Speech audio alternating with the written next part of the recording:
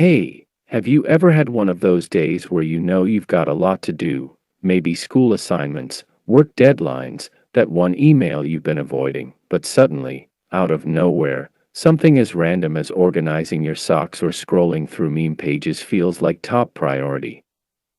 Yeah, that's procrastination. It's that sneaky little habit that convinces you to delay what's important for something, well, less important. You sit down to work, you open your laptop, maybe even prepare your coffee, and just as you're about to start, boom. You remember you need to check your notifications. Or suddenly you're deep into a video rabbit hole about something you didn't even care about 5 minutes ago. Sound familiar? Procrastination isn't just laziness. In fact, it often comes from stress, anxiety, fear of failure, or even perfectionism. Sometimes your brain doesn't avoid the task because it's hard, it avoids it because it feels uncomfortable. Because starting means confronting effort, risk, or pressure. And our brains love comfort. The funny thing is, the more we avoid the task, the bigger and scarier it feels. It turns into this giant monster in our minds, when really, it's just a small step we haven't taken yet. But here's the truth, nothing gets done unless you show up.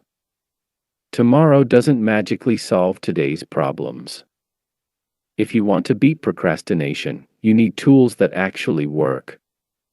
So let's get into it, practical, no-nonsense strategies to beat procrastination and finally take action. First, start small. Really small. Don't overwhelm yourself with the big picture. If you think, I have to finish this huge essay, your brain might shut down before you even begin.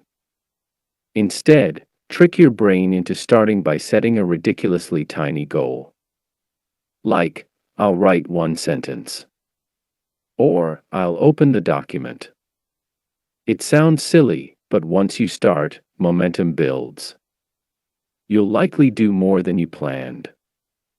Second, use the 5-minute rule. Tell yourself, I'll just do this for 5 minutes. No pressure to finish, just start. Most of the time, once those 5 minutes pass, you're already in the zone and willing to continue. It's a psychological trick, and it works wonders.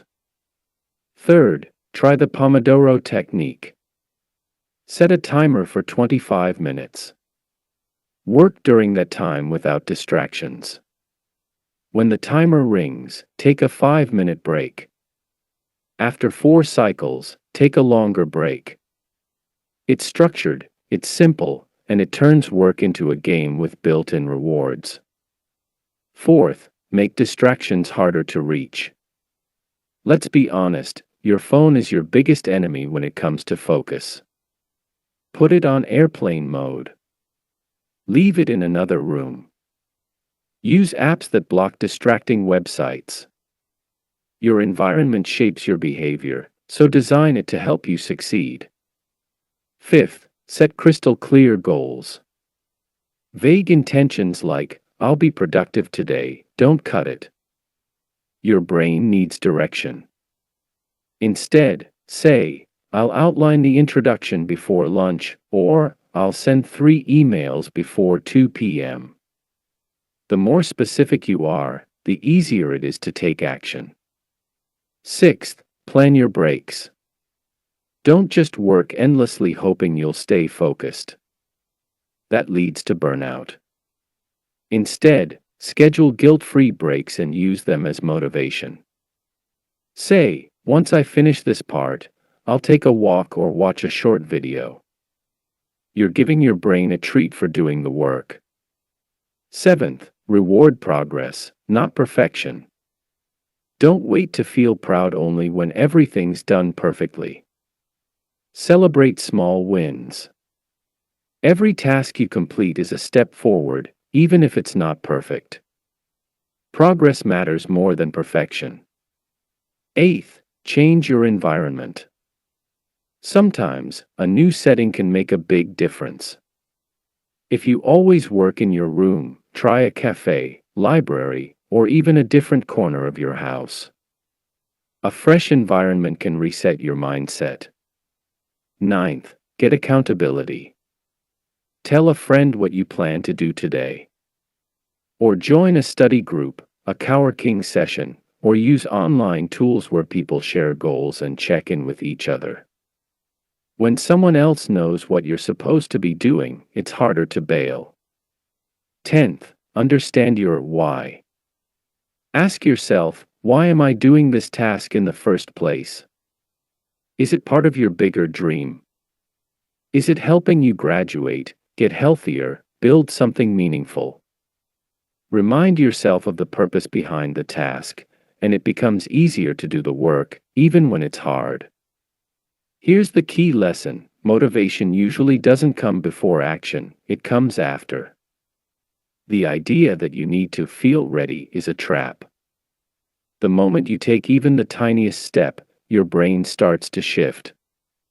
You feel more capable, more focused, more alive.